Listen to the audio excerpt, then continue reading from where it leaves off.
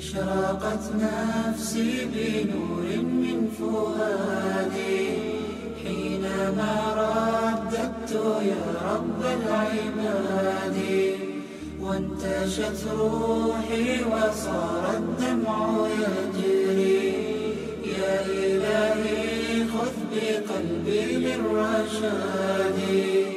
أما بعد إخواني أخواتي السلام عليكم ورحمة الله وبركاته. Alhamdulillah, c'est une joie pour moi qui habite loin d'ici de me retrouver ce soir parmi vous pour évoquer un sujet qui est très rarement évoqué, al-muraqaba. Ce n'est pas un terme qu'on entend souvent évoqué, qu'il soit en arabe muraqaba ou en français vigilance. Et pourtant, c'est un sujet qui est central, qui concerne le plus profond de la foi, c'est-à-dire la conscience que notre Créateur, Azza wa Jal, nous voit, nous observe. Vivre sous son regard, ou apprendre à vivre sous son regard, sous le regard d'Allah Ta'ala, c'est en principe, n'est-ce pas, le cœur de la foi. Et pourtant, c'est un sujet dont on parle très peu. Notre prophète bien-aimé, alayhi salatu wassalam, disait « Afdalul iman an ta'lama anna Allah ma'aka haythuma kunta » Le meilleur de la foi, Afdalul iman, mais on peut traduire aussi la meilleure foi, ou la foi la plus excellente. C'est que tu saches que Dieu est avec toi, où que tu sois. أفضل الإيمان أن تعلم أن الله معك حيثما كنت. Ici, le prophète nous donne une clé très importante. Il nous dit le cœur de la foi, l'essence de la foi, ce que la foi est dans ce qu'elle a de plus profond. C'est que tu demeures conscient que Dieu est avec toi en toute situation. Mais la nature humaine est tissée d'oubli, n'est-ce pas?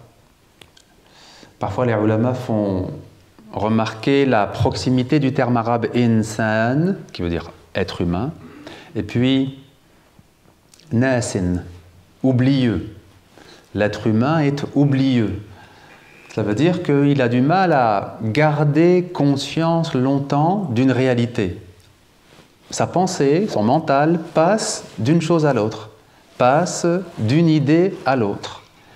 Et demeurer conscient d'une réalité, même si elle est essentielle, même si elle est la plus précieuse, c'est difficile. Il va penser à des tas de choses, il va avoir comme ça des idées qui se succèdent, un flot ininterrompu de pensées dans sa tête qui l'empêche de se centrer, qui l'empêche de se concentrer.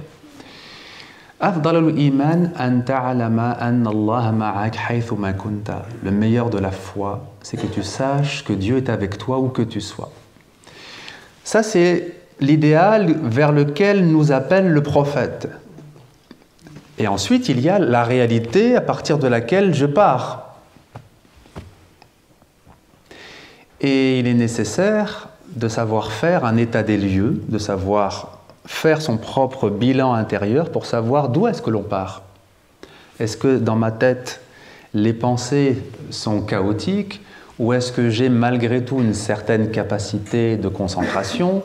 Chacun d'entre nous est différent. Vous avez des personnes chez qui la cogitation, c'est-à-dire la succession des pensées, est incessante. Et ils vont vous dire, le soir, quand j'essaye de m'endormir, c'est très difficile, j'arrive pas à arrêter les pensées. Ils vont vous dire aussi, quand vient le moment de la prière, c'est difficile pour moi parce que j'ai beaucoup de pensées qui me traversent la tête. Et certaines personnes ont un peu plus de facilité à la concentration. Ça ne veut pas dire que c'est facile pour elles, mais c'est déjà un peu moins difficile. Autrement dit, chacun part d'un point de départ différent. Mais le travail à faire sur soi, il est nécessaire pour chacun d'entre nous.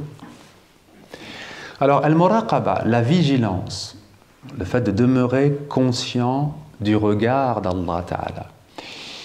C'est une qualité qui est tellement précieuse, tellement élevée que l'imam Al-Ghazali, dans son célèbre Ihya Ulumuddin, donc la revivification des sciences de la religion, il a consacré bien sûr un chapitre de sa somme spirituelle à cette question, mais il l'a placé à la fin. Il l'a placé au livre 38. Vous savez qu'il y a 40 livres dans cette somme spirituelle, dans Ihya Ulumuddin.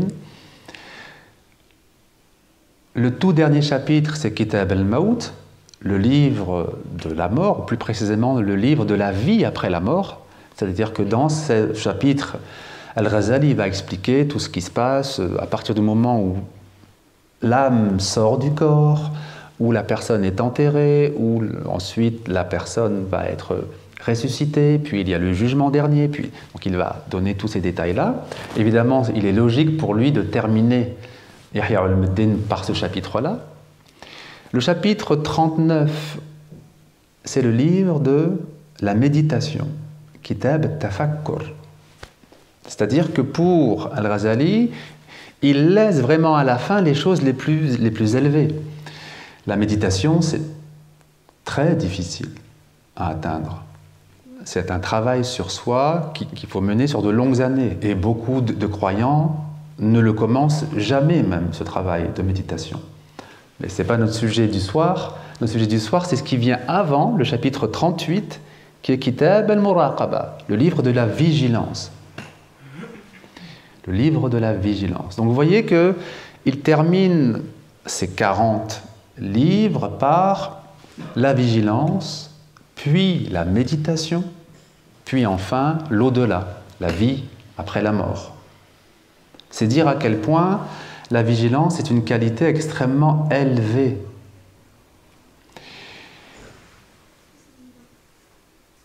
Alors la question qui se pose souvent, c'est oui, mais comment on peut demeurer conscient d'une réalité alors qu'on a plein de choses à faire dans la vie de tous les jours? On a des obligations, on a des problèmes à régler, on a des épreuves, Comment on peut rester conscient du regard d'Allah quand on est pris dans des problèmes, dans des conflits, dans des tensions,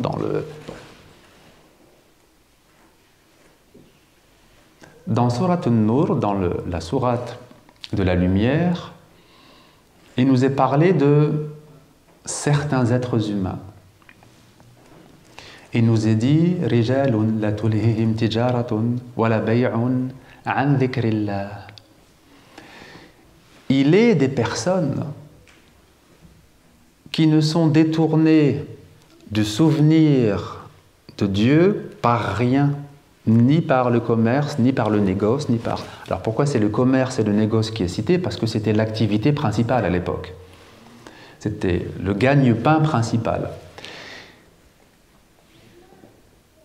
Et alors comment il est possible en fait, tout en étant dans son activité professionnelle, de ne pas être détourné du souvenir de Dieu, de continuer à penser à Dieu ou demeurer conscient de sa présence alors qu'on est en train de négocier des prix et comme vous le savez dans le commerce tout se négocie, il faut savoir mener les négociations, etc. Eh bien c'est possible parce que l'être humain a différentes dimensions en lui. Il a bien sûr la pensée ordinaire, celle qui vous permet de comprendre que si vous achetez une marchandise et qu'elle vous coûte 20, si vous la vendez 18, vous êtes perdant.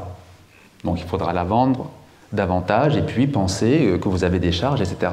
Ça c'est la pensée ordinaire qui d'ailleurs sert tout simplement pour organiser la vie sur Terre. La pensée ordinaire, elle n'est pas faite pour les réalités spirituelles. Beaucoup de personnes essayent de comprendre la religion, de comprendre les textes sacrés, le Coran, avec la pensée ordinaire. La pensée ordinaire, elle est faite pour cette vie, pour organiser les choses. Et il y a un autre plan que la pensée ordinaire, que le mental, si vous préférez, c'est celui du cœur. Le cœur, c'est un autre plan de conscience. C'est une conscience beaucoup plus profonde, beaucoup plus souple, beaucoup plus vaste que la pensée ordinaire avec laquelle vous organisez votre vie de tous les jours. Et si le cœur est éveillé, ce qui, croyez-moi, ne court pas les rues. Ça ne court pas les rues d'avoir un cœur éveillé. Le cœur s'éveille par un vrai cheminement spirituel. Le cœur s'éveille par un vrai travail sur soi. Ce qu'on appelle en arabe « jihad al-nafs ». Un vrai effort, une vraie lutte contre les tendances négatives intérieures. C'est seulement alors que le cœur s'éveille. D'où ce très beau hadith du prophète sallallahu alayhi wa sallam. قَدْ أَفْلَحَ مَنْ جَعَلَ قَلْبَهُ وَاعِيًا. Certes, a atteint la grande réussite, c'est-à-dire la réussite spirituelle, la réussite non seulement ici, mais dans l'au-delà, celui qui a rendu son cœur conscient. مَنْ جَعَلَ قَلْبَهُ وَاعِيًا. Alors, donc on a la pensée ordinaire, n'est-ce pas? Celle avec laquelle vous organisez votre vie, celle qui vous permet de comprendre qu'il ne faut pas vendre une marchandise moins chère que le prix que vous l'avez payé, sinon vous allez très vite faire faillite. Bon, ça c'est la pensée ordinaire. Mais le cœur, qui permet de saisir les réalités éternelles. Par exemple, le cœur, lorsqu'il est éveillé, il saisit que l'éternité est infiniment plus précieuse que ce qui est éphémère, que ce qui est temporaire. Mais la pensée ordinaire, non. La pensée ordinaire, elle ne comprend pas ça. Si vous dites à quelqu'un, mais tu cours après les plaisirs de la vie, mais la vie, elle est éphémère, tu vas mourir un jour. Cette personne peut très bien vous dire, oui, bah justement, puisque je vais mourir un jour, autant que j'en profite le plus possible. Donc laisse-moi courir après tous les plaisirs de la vie. C'est comme ça que réagit la pensée ordinaire, n'est-ce pas? Mais quelqu'un qui se dit et qui arrive à saisir que, ah non, quelque chose d'éphémère ne vaut pas la peine que je gâche une possibilité éternelle. Et certes, l'au-delà est préférable parce qu'il dure, parce qu'il est de l'ordre de l'éternité. Ça, c'est le cœur qui peut le saisir. Quelqu'un qui n'a pas le cœur éveillé, vous avez beau lui expliquer, oui, mais même si ça dure 10 ans, 15 ans, 20 ans, tous tes plaisirs, ça va s'arrêter. Donc ça ne vaut pas la peine que tu dépenses tous tes efforts pour ce qui est éphémère. Ce n'est pas pour autant qu'il va être touché. Ce n'est pas pour autant qu'il va saisir la folie, parce que c'est une folie, la folie qu'il y a à perdre l'éternel pour le temporel. Perdre ce qui dure simplement pour quelque chose qui est fugace et qui est éphémère. Donc, le cœur, en fait, la connaissance du cœur, comme dit l'imam al-Bukhari dans son Sahih, al-ma'rifatu fi'alul qalb. L'imam al-Bukhari, si vous connaissez tous le grand muhaddith qui a rédigé, enfin, qui a compilé ce recueil si célèbre aujourd'hui dans la communauté, mais il n'a pas fait que compiler, il n'a pas fait que rassembler. Il a aussi organisé et présenté. Donc les hadiths sont présentés dans des kitab, dans des chapitres. Et puis dans les chapitres, vous avez des sections qu'on appelle tarajim. Et les sections, ils ont des titres qui sont extrêmement éclairants. L'imam al-Bukhari, dans ces titres, il donne énormément de clés de compréhension. Mais les grands ulama, les grands muhaddithun disent fiqhul Bukhari fi tarajimihi. La connaissance d'al-Bukhari, il l'a placée dans les titres des sections. Les titres des sous-chapitres, si vous préférez, de son très grand recueil. Et donc, il a un kitab al-ilm, comme dans tous les recueils de hadith, il y a un livre consacré à la connaissance. Il y a un chapitre consacré à la connaissance, il va citer quelques hadiths sur la connaissance. Et puis, à un moment donné, donc, il va consacrer une sous-section à cette idée, al-ma'rifatu fi'lul qalb. La véritable connaissance est un acte du cœur, est une production du cœur. Mais vous aurez bien compris qu'ici, il s'agit donc de connaissances spirituelles, pas simplement de pensée mentale, qui, comme je l'ai dit, en réalité est simplement faite pour organiser les choses sur Terre. Alors, tant qu'on ne l'a pas compris, on essaie de comprendre la religion avec sa petite pensée. Et puis, on trouve qu'il y a beaucoup de choses qui ne sont pas compréhensibles. Et puis, on trouve qu'il y a beaucoup de choses qui sont contradictoires, beaucoup de choses qui ne sont pas logiques. Pourquoi la religion nous enseigne ceci à la place de cela?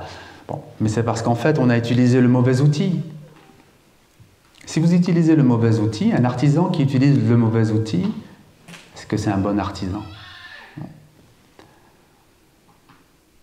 Si vous voulez repeindre une pièce, si vous voulez repeindre cette mosquée, vous allez prendre les pinceaux de dessin de vos enfants. Un pinceau, il a le même nom que le pinceau de l'ouvrier, mais il n'a rien à voir, c'est juste le nom en fait. Un pinceau d'écolier, il est fait pour faire des dessins sur une feuille. Si vous voulez repeindre tout un bâtiment, vous allez y passer des mois et des années, parce que vous avez tout simplement utilisé le mauvais outil. Si vous voulez comprendre la religion avec le mental, vous allez souffrir. Jusqu'au jour où, peut-être, une étincelle de la grâce vous fera comprendre que peut-être que je n'utilise pas le bon outil, peut-être que cette réflexion qui est la mienne, elle est faible. Et ensuite, vous allez vous rendre compte que ce n'est pas peut-être, c'est certainement. Et ensuite, vous allez vous rendre compte que c'est absolu. Le mental est absolument incapable de comprendre la religion, la spiritualité, les réalités qui dépassent ce monde. Notre pensée est simplement faite pour les réalités de ce monde. D'où ce très bel enseignement du prophète sallallahu alayhi wa sallam. Al-ilmu ilmani. Al-ilmu ilmani. La connaissance est de deux sortes, nous dit le prophète sallallahu alayhi wa sallam. Ilmun ala al-lisan, fadhalika hujjatu ala ibn Adam. Une science qui n'est que discours, c'est-à-dire des choses que l'on a lues ou que l'on a entendues et que l'on répète sans les avoir réalisées intérieurement. Et ça, c'est une preuve contre le fils d'Adam, nous dit le prophète sallallahu alayhi wa sallam. وعلم في القلب وذلك العلم النافع. Il y a donc deux façons de connaître. Il y a une façon donc mentale, scolaire si vous préférez. Vous lisez des phrases, des définitions, puis vous essayez de les apprendre un peu, puis vous les répétez autour de vous. Bon. علم على اللسان. Une connaissance qui est de l'ordre du discours seulement. وعلم في القلب فذلك العلم النافع. Et une science qui se situe dans le cœur, et c'est celle-là la science bénéfique, nous dit le prophète sallallahu alayhi wa sallam. Alors, j'ai fait cette petite introduction pour qu'ensuite nous puissions rentrer maintenant vraiment dans ce qu'est la vigilance. Si vous comprenez que le mental est très limité, c'est pas avec votre mental que vous pourrez être conscient de Dieu en toute situation. C'est certain. Parce que, comme je l'ai dit, nous avons tous des préoccupations, des obligations, des problèmes aussi que notre mental doit gérer.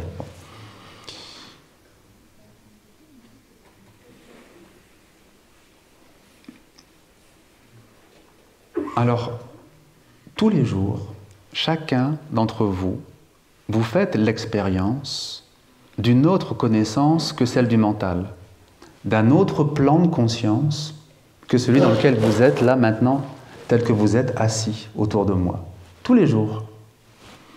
Et ça s'appelle le rêve. Tous les jours, Allah Ta'ala vous permet de sortir de la prison du mental pour vivre quelque chose qui n'est pas mental. Pourquoi c'est pas mental? Quand vous rêvez, est-ce que c'est logique? Est-ce que c'est rationnel ce que vous voyez? Non, souvent c'est pas logique, c'est pas rationnel. Dans le rêve, les règles sont différentes, n'est-ce pas? Dans le rêve, ce qui est impossible dans votre vie de tous les jours peut tout à fait être possible. Vous pouvez très bien rêver que vous volez. Vous pouvez très bien rêver que vous discutez avec une personne dans une pièce, vous passez une porte et vous vous retrouvez dans un autre pays. Et ça ne vous choque pas. Vous continuez votre rêve, vous pouvez parler à une personne, et cette personne se transforme en une autre. Et vous continuez votre discussion avec elle, n'est-ce pas?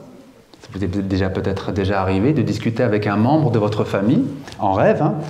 Et puis cette personne se transforme en une autre. Vous discutez avec votre grand-mère, et puis elle se transforme en votre fille, et vous discutez, vous continuez à parler avec votre fille, parce que l'événement, la transformation, ne vous a pas dérangé. Sauf que, quand vous vous réveillez, quand le mental reprend le dessus, c'est là que vous vous dites « Ah, c'est étrange quand même, c'est bizarre. Dans mon rêve, je parlais avec ma grand-mère, puis après elle s'est transformée et c'est devenu ma fille. C'est bizarre. » Mais qui dit que c'est bizarre? Vous, dans le rêve, c'est vous. C'est bien votre personne, n'est-ce pas? Mais vous ne vous dites pas que c'est bizarre. Mais par contre, quand vous vous réveillez, quand votre mental se remet en route, ça devient bizarre. Parce que le mental ne comprend pas, ne saisit pas ce qui se passe dans un rêve. Alors bien sûr, il existe des rêves qui sont chaotiques, qu'on appelle en arabe des rêves psychiques. Adrath ou ahlam.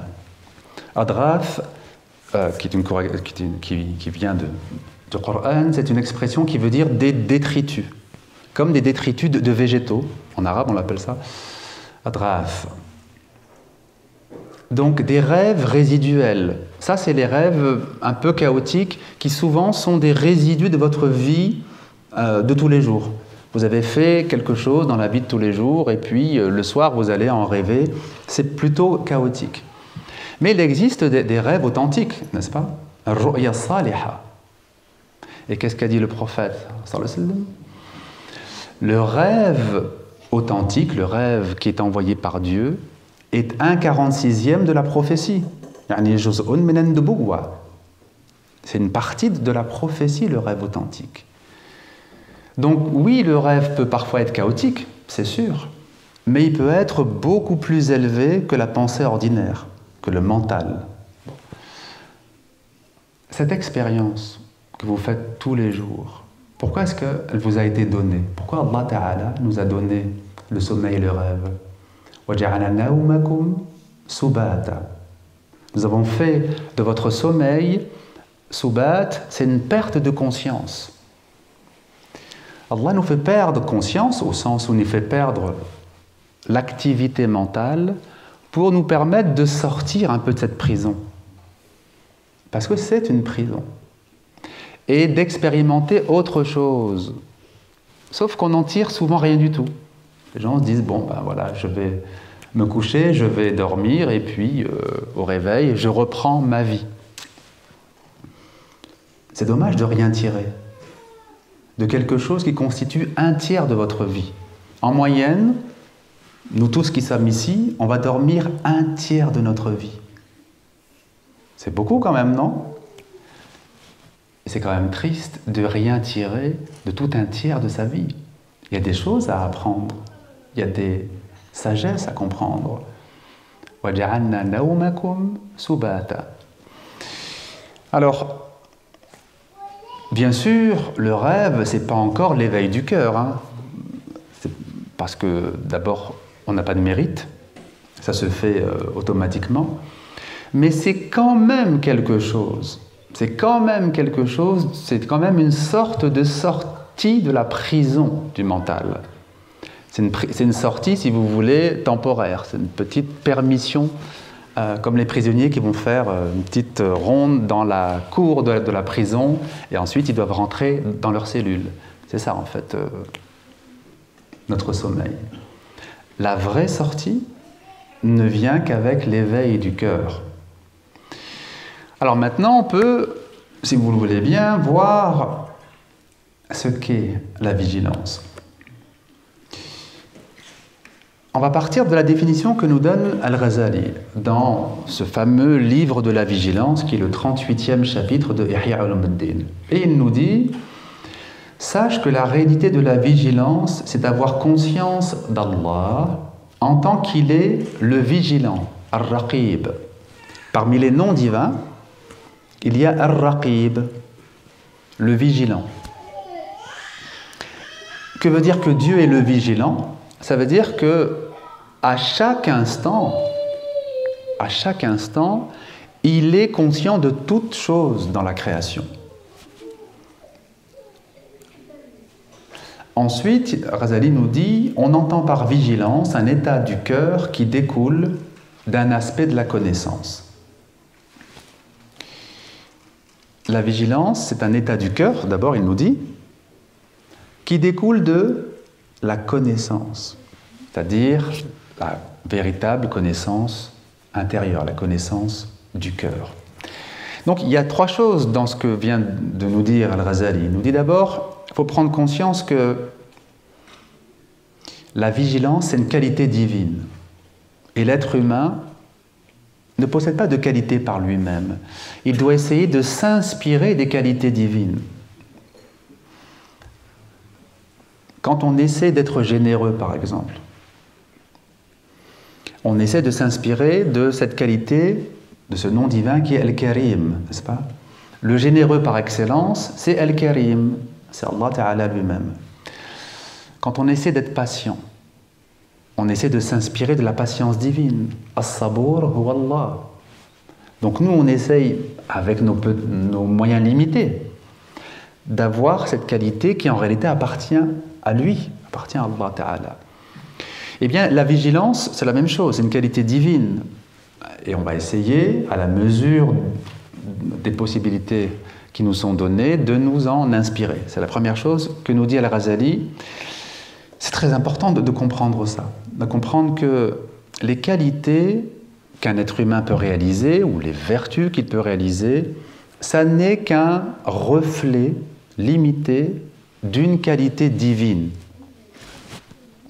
Ensuite, il nous dit, on entend par vigilance un état du cœur qui découle de la connaissance.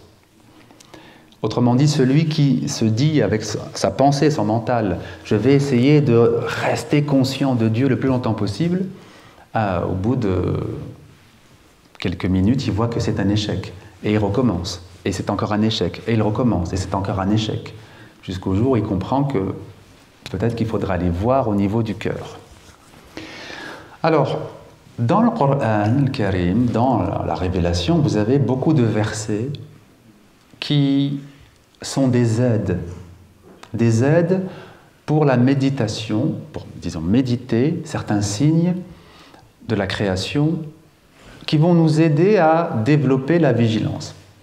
Alors vous en avez beaucoup, il y a beaucoup de versets, il y en a des dizaines et des dizaines. Nous, on va en voir peut-être 2 ici, ce sera déjà suffisant si on arrive à les approfondir. Par exemple, le verset 4 de la sourate Al-Hadid, de la sourate 57, la sourate Le Fer. Huwa alladhi khalaqa as-samawati wal-arda fi sittati ayyamin thumma istawa 'ala al-'arsh. Dieu est celui qui a créé les cieux et la terre en 6 jours, puis s'est établi sur le trône. Ya'lamu ma yaliju fil ardi wa ma yakhruju minha. Il connaît ce qui pénètre dans la terre et ce qui en sort. Ce qui descend du ciel et ce qui y monte.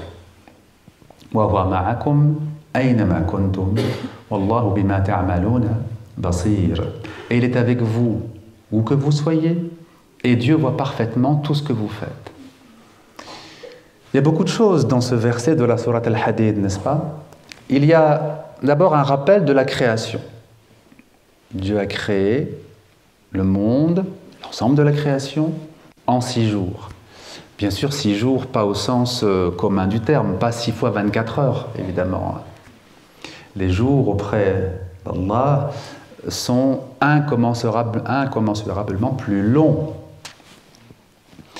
Mais en tout cas, en 6 périodes, appelées jours, symboliquement, dans les révélations. Puis il s'est établi sur le trône. Il connaît ce qui pénètre dans la terre et ce qui en sort.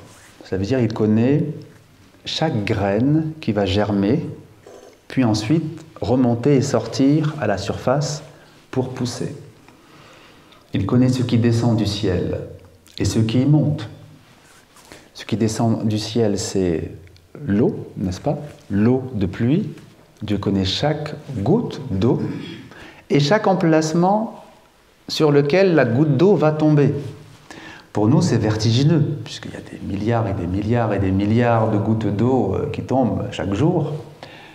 Bien, Allah Ta'ala connaît parfaitement chaque goutte d'eau et son emplacement précis. Il connaît ce qui monte vers le ciel, c'est-à-dire il connaît exactement la quantité d'eau qui s'évapore des mers et des lacs, etc. Ça, c'est pour la partie visible, mais il y a aussi toute une partie invisible de ce qui descend et de ce qui monte. Et qu'est-ce qui est invisible et qui descend et qui monte? Les anges. Les anges descendent et remontent au ciel en un cycle continu. Et ça apporte une bénédiction à ce monde. C'est comme une respiration spirituelle pour ce monde. Donc, il y a des cycles dans la nature, visibles et invisibles, et Dieu connaît parfaitement chaque détail de tous ces cycles. Et donc, tout cela, ça nous est rappelé pour qu'on médite, pour qu'on réfléchisse sur la connaissance divine, le fait que la connaissance divine n'a rien à voir avec la connaissance humaine. Même, comment dire, multiplié à l'infini. Quand on dit Dieu voit tout, c'est pas comme nous, c'est pas comme la vue humaine rallongée indéfiniment. Par exemple, moi je vois devant moi actuellement, et puis il y a un mur qui m'empêche de voir à l'extérieur. S'il n'y avait pas de mur et que j'étais en pleine nature, je verrais peut-être à 100 mètres, à 200 mètres, mais enfin ça reste quand même très très limité. La vue divine, elle n'est pas comme la mienne, mais rallongée, c'est-à-dire la même vue que moi, mais sans limite de distance. Non, c'est pas ça. C'est pas la même que nous, sans limite de distance. C'est dans tous les sens en même temps, déjà. Donc il n'y a pas qu'une question de distance, il y a aussi une question d'orientation. C'est dans toutes les orientations en même temps. C'est-à-dire 360 degrés. Bon. Et ça ne s'arrête pas là, ce n'est pas simplement 360 degrés à distance indéfinie, c'est à partir de tous les points de vue. Et ça, pour nous, c'est inimaginable. Parce que pour nous, on a toujours un point de vue. Moi, je suis assis ici et je vous vois vous. Et vous, vous êtes assis et vous me voyez moi. On a un point de vue différent. Mais Allah Ta'ala voit à partir de tous les points de vue. Il ne voit pas à partir d'un point de vue. Par exemple, il serait localisé au ciel et à partir du ciel, il voit tout. Non, ce n'est pas à partir du ciel, il voit tout. Il n'est pas localisable. C'est tous les points de vue en même temps, bien sûr dans toutes les directions en même temps, et bien sûr à toutes les distances possibles. Ça n'a absolument rien à voir avec ce que nous pouvons nous représenter. Et c'est seulement après que le Coran nous dit « Wa huwa ma'akum aynama kuntum » il est avec vous où que vous soyez.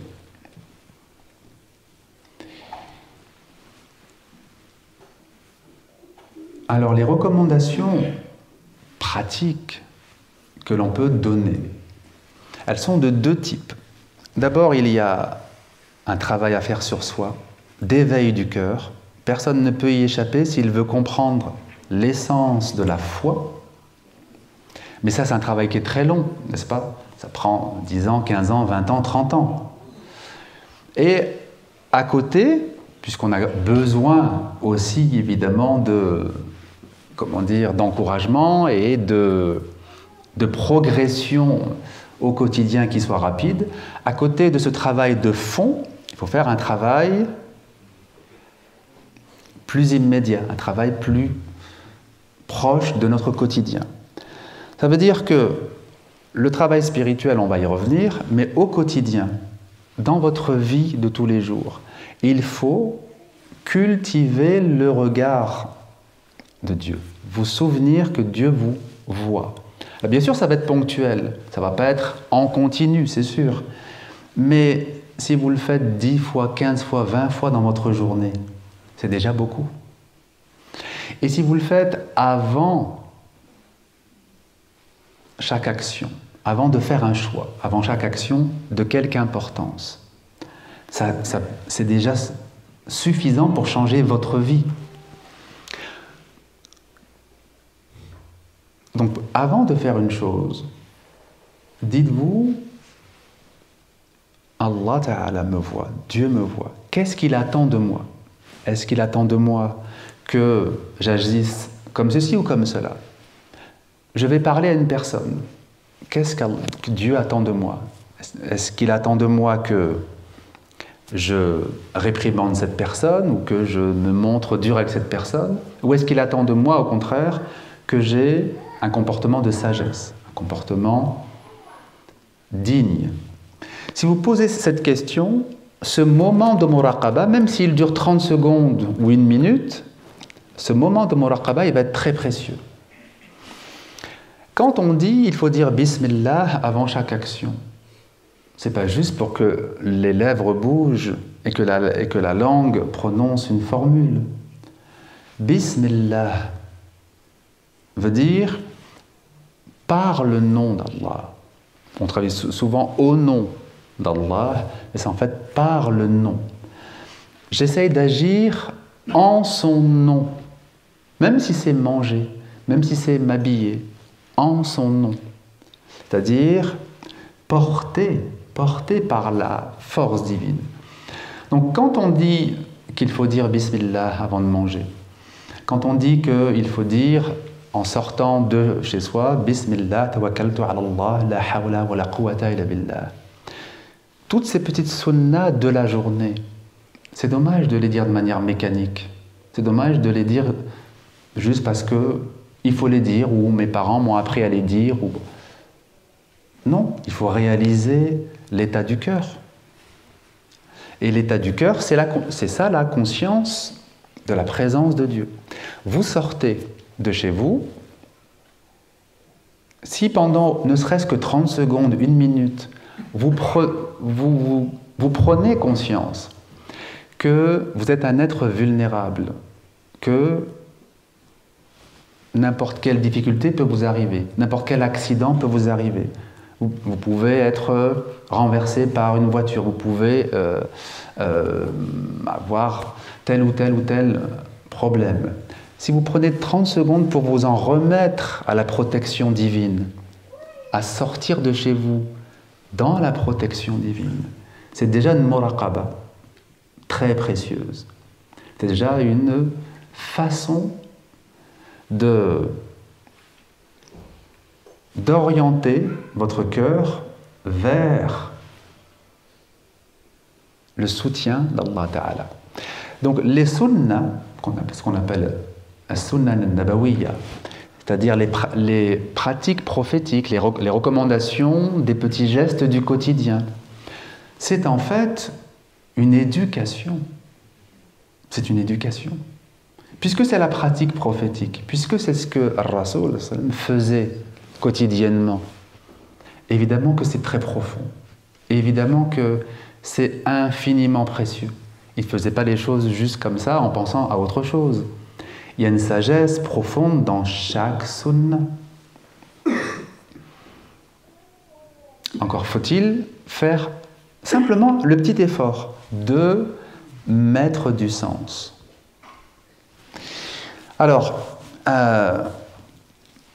un grand maître de l'éducation spirituelle, un grand maître du tasawwuf, a été Ibn Ata'illah d'Alexandrie. Ibn Ata'illah, c'est un grand savant du XIIIe siècle, il est mort au début du XIVe, en 1309, au Caire. Et puis il a écrit un recueil de sagesse. Que veut dire sagesse? Dans ce contexte-là, ça veut dire des formules, parfois d'une phrase ou de 2-3 phrases, mais qui vont au cœur de la vie spirituelle, au cœur de l'éducation spirituelle. Et parmi ces sagesses qui mériteraient d'être écrites en lettres d'or, il y en a une qui dit « Ma tawaqqafa matlabun anta talibuhu birabbika wa la tayassara matlabun anta talibuhu binafsika » Aucun objectif que tu recherches par ton Seigneur n'est entravé. Et aucun objectif que tu recherches par ton ego n'est facilité. Binafsik, par ton âme, par ton ego, c'est-à-dire par ton individualité. Qu'est-ce qu'il veut dire par là? Il veut dire que quand tu comptes sur tes propres forces pour obtenir une chose, il n'y a aucune facilité qui va être accordée. Il n'y a pas de tawfiq, il n'y a pas de soutien divin. Mais quand tu prends conscience de ta faiblesse, de ta petitesse et de ton besoin de soutien d'Allah, alors tout devient possible.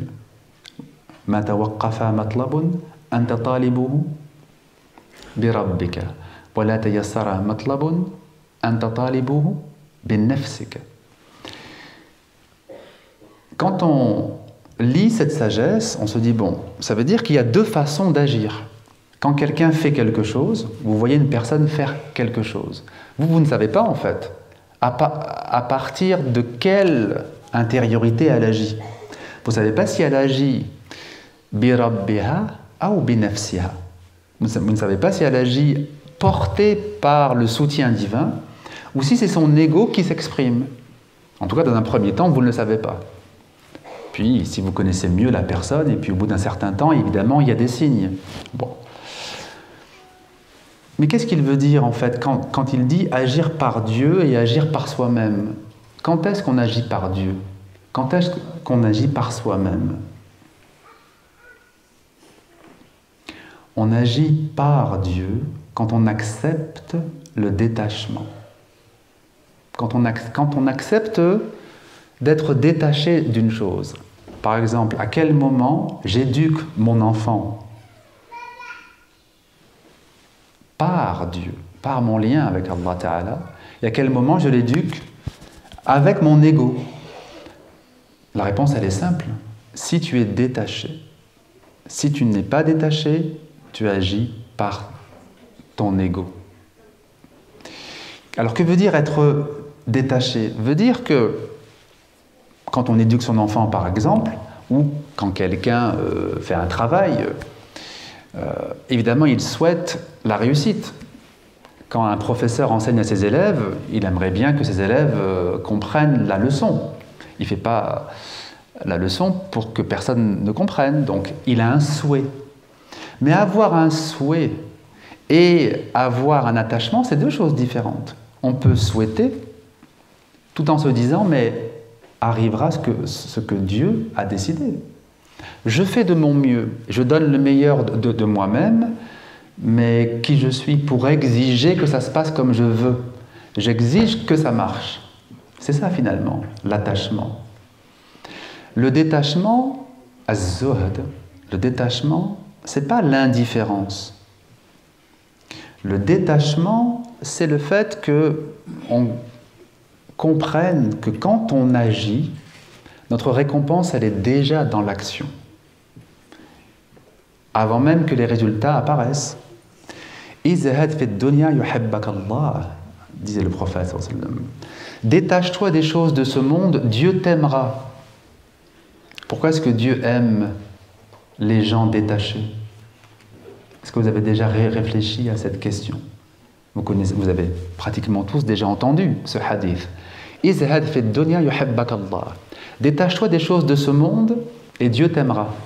Pourquoi est-ce que Dieu aime les gens détachés? Parce que seuls les gens détachés agissent pour lui. Les autres, ils agissent pour eux-mêmes. C'est ça la réalité. Quand on est attaché, quand on veut absolument que son enfant réussisse ses études, ça veut dire qu'on le veut pour soi-même, pour sa propre gloire, pour pouvoir être fier que mon enfant il est devenu médecin, mon enfant il est devenu ingénieur, sans même se poser la question, est-ce que ça lui correspond?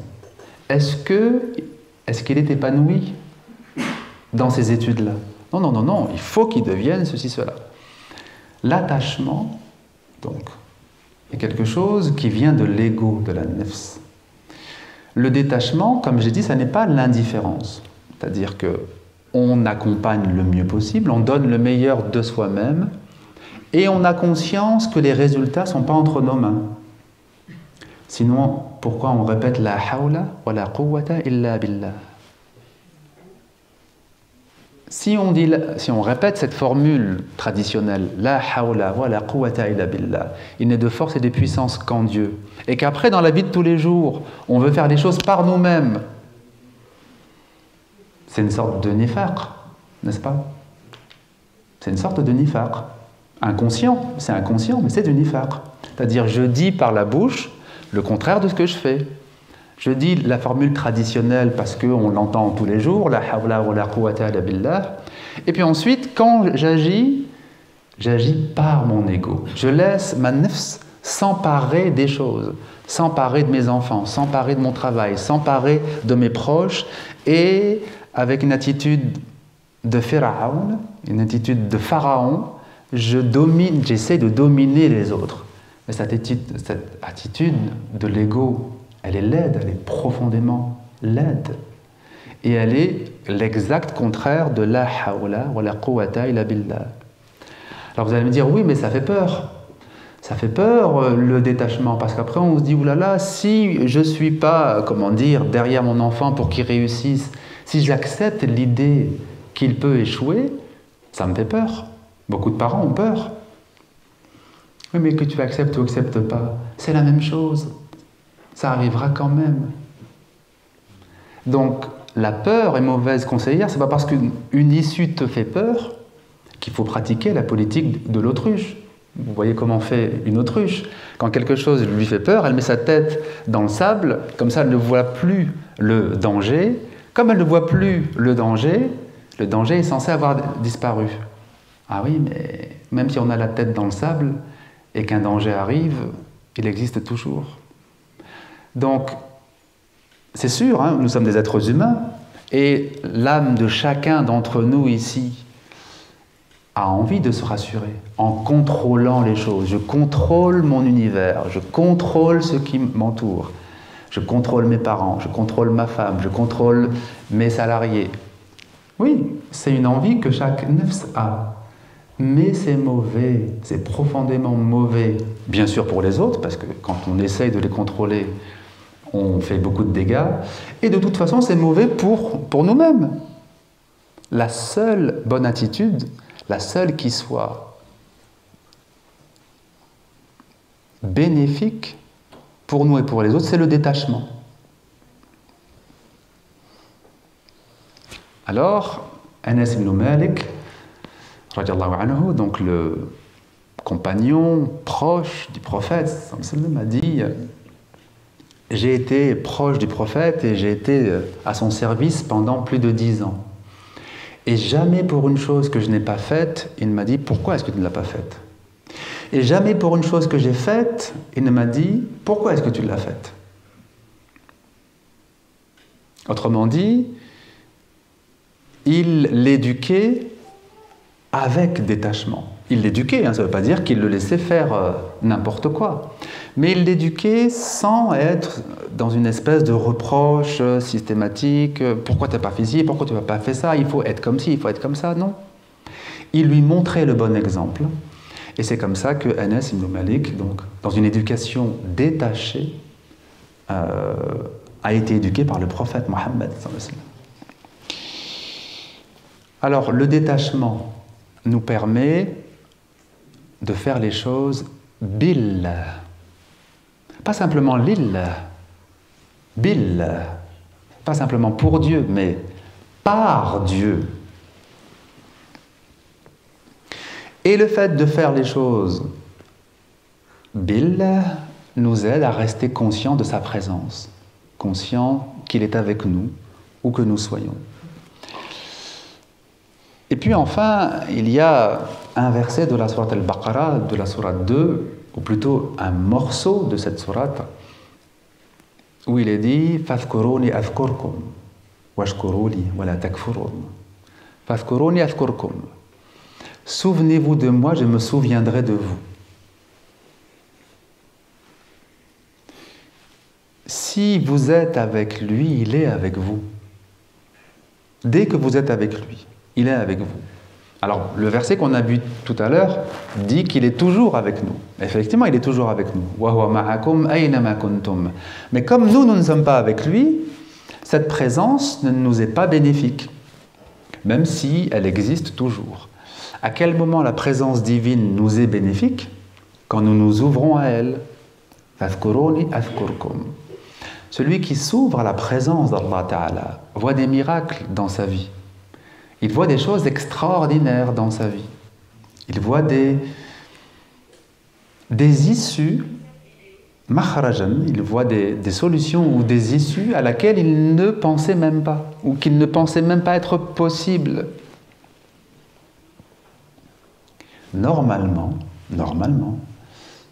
celui qui a la foi vit régulièrement ou voit régulièrement le soutien divin dans sa vie. Il voit que les choses sont prises en main par son Seigneur dans sa vie. Et s'il ne le voit pas, c'est parce qu'il ne s'est pas encore ouvert à elle. Alors, vous voyez, donc au quotidien, il y a des choses à faire pour essayer de développer cette fameuse muraqaba. Déjà, s'appuyer sur les formules rituelles, c'est une grande aide. Quand vous rentrez chez vous, quand vous sortez chez vous, quand vous mettez un nouveau vêtement, quand vous vous apprêtez à manger, quand vous avez fini de manger, toutes ces formules rituelles de la sunna sont très précieuses si, bien sûr, vous y mettez du sens. Mais c'est un ancrage au quotidien, dans les gestes de la vie quotidienne qui va donc beaucoup vous aider à développer le muraqaba. Ensuite, il y a, comme je l'ai dit, le détachement. Et puis enfin, il y a l'éveil du cœur. L'éveil du cœur, c'est le plus difficile, et c'est le plus long, et c'est le plus douloureux aussi. Il ne faut pas croire que l'ego, al-nafs al-ammara bis-su', que l'ego, donc l'âme despotique, hein, si on traduit la formule arabe, il ne faut pas croire que l'âme despotique va céder sa place si facilement en disant « Ah ben oui, c'est bien, maintenant je me retire et c'est le cœur qui va rayonner. » Ah, ça ne se passe pas comme ça. C'est une vraie guerre à l'intérieur. C'est la guerre entre l'ego qui, depuis notre enfance, a toujours dominé, ou en grande partie a dominé, et ce cœur qui est tout petit en nous, parce qu'il n'a pas été nourri. On ne l'a pas assez nourri, notre cœur, qui fait régulièrement des retraites spirituelles, qui fait régulièrement des veillées spirituelles, qui va se lever 2-3 heures avant l'aube pour veiller. Peu, n'est-ce pas? Qui va se dire, je vais prendre 3 jours, 5 jours, 10 jours d'I'tikaf par exemple, dans la dernière décade, dans les derniers jours, disons, du mois de Ramadan. Qui le fait encore aujourd'hui? Non, aujourd'hui, nos cœurs sont sous-alimentés. C'est le mental qui est suralimenté. Alors le mental, lui, il est alimenté du matin au soir, avec les écrans, avec nos téléphones portables, avec nos télévisions, avec les réseaux sociaux, avec... Tout ça, ça nourrit votre mental, bon. Mais le cœur, quand est-ce qu'il est nourri? Nous avons tous, plus ou moins, tous, un cœur qui est sous-alimenté, qui a subi de graves carences et qui est faible, très faible. Donc il faut accepter ça et se dire à partir de maintenant, je vais en prendre soin. À partir de maintenant, ce cœur que j'ai négligé, je vais lui donner du temps avec son Seigneur. Ne serait-ce qu'un quart d'heure le matin, un quart d'heure le soir. Ya ayyuhalladhina amanu udhkurullaha dhikran kathira wa sabbihuhu bukratan wa asila. Ô vous qui avez la foi, invoquez Dieu beaucoup. Pourquoi beaucoup? Parce que votre cœur en a besoin beaucoup. Et glorifiez-le matin et soir.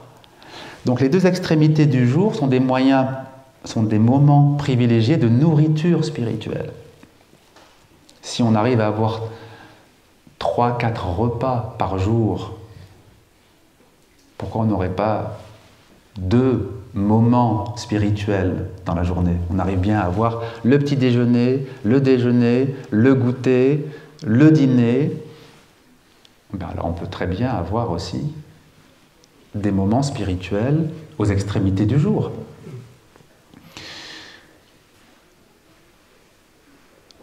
La vigilance, donc, elle va se nourrir, comme je l'ai dit, de votre quotidien. Et puis, au fur et à mesure que votre travail sur le cœur, que vos efforts sur le cœur vont s'amplifier, vous allez voir qu'une nouvelle capacité de conscience va apparaître.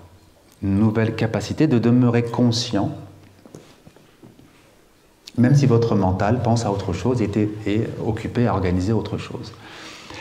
Alors, ce djihad al-nafs, bien sûr, il est bon d'avoir des conseils, il est bon d'avoir des recommandations, il est bon de se rapprocher de personnes qui vont vous donner des clés. Vous avez beaucoup de clés, évidemment, déjà, dans l'éducation prophétique. Le prophète ça m'a donné énormément de clés d'éducation. On le voit éduquer les hommes et les femmes autour de lui pendant 23 ans. Mais il est bon quand même d'avoir l'éclairage, l'explication de gens qui vont vous aider à comprendre l'éducation prophétique. L'éclairage de Morshidoun, l'éclairage de Ulama, qui vont vous aider à mieux organiser votre vie spirituelle intérieure. Alors, la réforme intérieure, c'est un peu comme la remise en forme du corps. Bon. Si vous vous rendez compte que vous avez 30 ans, 40 ans, 50 ans, vous vous rendez compte que vous n'avez plus la même forme que dans votre jeunesse, qu'est-ce que vous allez faire? D'abord, vous allez appliquer des principes très généraux. Vous allez mieux vous alimenter. Vous allez manger moins sucré, moins salé, moins gras. Et puis, vous allez faire un peu d'activité physique. Ça, c'est des conseils très généraux qui sont valables pour tous. Mais après, ces conseils généraux, une fois que vous les mettez en pratique, si vous voyez que vous avez toujours beaucoup de fatigue, toujours beaucoup de brouillard mental, toujours beaucoup de difficultés à mémoriser, beaucoup de ce que la plupart des gens ont aujourd'hui, n'est-ce pas? Que vous voyez que mentalement, c'est très faible, que vous retenez même pas 5% de ce que vous entendez, vous vous rendez compte que très vite dans la journée, vous êtes fatigué, vous n'êtes plus capable de vous concentrer. Bon. Malgré le fait que vous avez amélioré votre alimentation et malgré le fait que vous avez une activité physique dans la semaine. À ce moment-là, il faut vous rapprocher d'un médecin. Parce que les conseils généraux ne suffiront pas. C'est pareil pour la vie spirituelle. En islam, il y a beaucoup de conseils généraux, bien sûr. Et il faut les mettre en pratique, et c'est une nécessité. C'est une grande nécessité de les mettre en pratique. Mais quand on les met en pratique et qu'on perçoit encore des difficultés intérieures, des blocages intérieurs, alors on a besoin d'un regard plus précis sur nous-mêmes. Vous connaissez l'histoire de l'imam al-Ghazali. L'imam al-Ghazali, c'était le plus grand savant de son époque. Les gens faisaient des milliers de kilomètres pour lui poser des questions. Et malgré cela, malgré sa connaissance très très fine de l'islam, vers 36 ans, il a eu une remise en cause spirituelle majeure. Il s'est rendu compte que sa sincérité n'était pas réelle, n'était pas vraiment présente. Et il a compris qu'il avait besoin de conseils spirituels. Pas pour qu'on lui explique l'islam, c'était le plus grand savant de son époque, il connaissait bien l'islam, mais de conseils spirituels. C'est-à-dire de recommandations qui lui soient propres à lui. Pas des conseils généraux, propres à lui, sa difficulté, sa propre nefs, son propre combat intérieur, si vous voulez, sa propre réforme intérieure. Et il dit, quand je suis parti de Bagdad, donc l'idée pour moi c'était de commencer par faire le Hajj, et après le Hajj, j'avais l'idée de faire une longue retraite spirituelle, d'aller à Jérusalem, d'aller à Damas, d'aller à Al-Khalil, c'est-à-dire Hébron en Palestine. Bon. Et ça lui ferait donc une très grande retraite spirituelle. Et sur le chemin, il rencontre un sage, il se rend compte que cette personne a une vraie sagesse et cette personne a une connaissance fine, et il se rend compte que c'est un murshid. Il lui dit, ya Cheikh, voilà, j'ai quitté Bagdad, j'ai besoin de faire une longue retraite spirituelle. Mon idée, ce que moi je vois, c'est que je vais passer le plus de temps possible à méditer le Coran. Est-ce que je fais bien? Et le murshid lui dit, c'est très bien de méditer le Coran, mais d'abord, toi en particulier, tu as besoin du dhikr, tu as besoin d'approfondir ton dhikr. Et il lui transmet une formule de dhikr. Il lui dit, voilà comment tu vas invoquer. Il lui dit, au début, tu vas invoquer par la langue, et tu vas essayer que ton cœur soit présent. Mais il faut vraiment essayer que ça vienne du cœur aussi.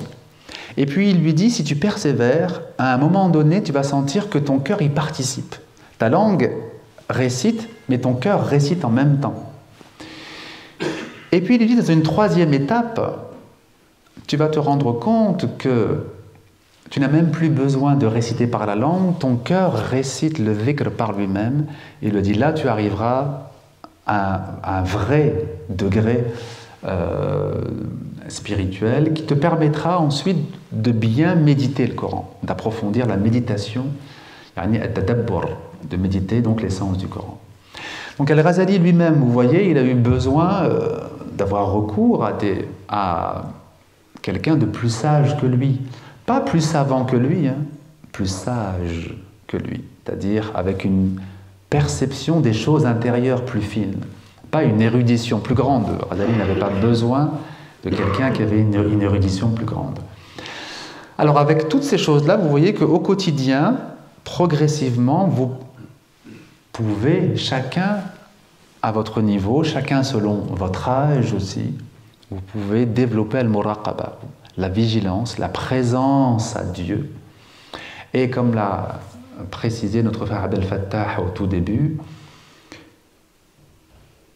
la vigilance est un autre nom de l'ihsan, puisque le prophète a défini l'ihsan quand on lui a dit qu'est-ce que l'ihsan, qu'est-ce que la vertu ou qu'est-ce que l'excellence spirituelle. Il a répondu que tu adores Dieu comme si tu le voyais, car si tu ne le vois pas, certes, lui te voit. Si tu ne le vois pas, sache qu'il te voit. Vous voyez qu'ici, on retrouve dans la définition de l'ihsan, on retrouve la muraqaba, la conscience de la présence de Dieu. Et puis pour les autres aspects, on va les laisser pour la discussion qu'on va avoir après vos questions, Inch'Allah. Salam salam. Merci pour ce daf. J'ai une question, on parlait des sages au Moshid. Et moi, la question que je me pose, est-ce que ça existe à notre temps, des Moshid ou des sages? Et si ça existe, comment les trouver? Vous avez entendu la question. Il existera toujours dans la communauté des êtres compétents pour tous les domaines nécessaires. Il y aura toujours dans la communauté des êtres compétents pour le tafsir, pour l'exégèse du Coran, parce que c'est nécessaire à la communauté. En tant que dernière religion, puisque Allah a donné à cette humanité comme dernière religion révélée l'islam, il y a une forme de préservation, puisque rien n'est censé venir après. C'est la dernière religion, si elle perd son message et son fond spirituel, il n'y en aura tout simplement plus après. Donc il y a une sorte de garantie. Alors ça ne veut pas dire que ce sera généralisé, ça ne veut pas dire que c'est pour le milliard et demi de musulmans qui existent, hein, mais ça veut dire qu'il y aura toujours au moins une minorité qui aura la compétence dans chaque domaine nécessaire. Donc la compréhension du Coran, la connaissance de la pratique prophétique, de l'enseignement prophétique, l'éducation spirituelle. Alors, donc, ça c'est j'allais dire, c'est une conviction, j'allais dire, au-delà même d'une enquête sur le terrain, en fait. C'est une conviction de par la nature de l'islam, simplement. Puisqu'il est nécessaire qu'il y ait des guides spirituels dans une religion, il y en aura donc toujours ici. Maintenant, oui, est-ce qu'il y en a beaucoup? Non. Mais je dirais que c'est pareil pour tous les domaines de la religion. Hein. Il n'y a pas beaucoup de grandes figures qui possèdent réellement une compétence très grande. Mais les choses extérieures sont toujours secondaires pour le croyant. Pour le croyant, ce qui prime, c'est son lien vertical avec son Créateur. Le monde est le monde, il ne sera jamais parfait. Et on trouve dans le monde ce qui correspond à notre lien avec notre Créateur. C'est-à-dire que même s'il n'y avait qu'une seule personne au monde capable de donner un enseignement spirituel, la personne qui en est digne finira par le trouver. Elle se retrouvera avec cette personne. Et donc c'est pour ça qu'il faut toujours commencer par son lien avec Allah. Il ne faut jamais commencer par la recherche des moyens. Si on recherche al-wasila, qabla al-hadaf, si on recherche le moyen avant l'objectif, avant le but, disons, sans bien connaître son but, comment on peut reconnaître le moyen? On ne peut pas reconnaître un moyen si on ne sait pas d'abord ce vers quoi il doit nous amener.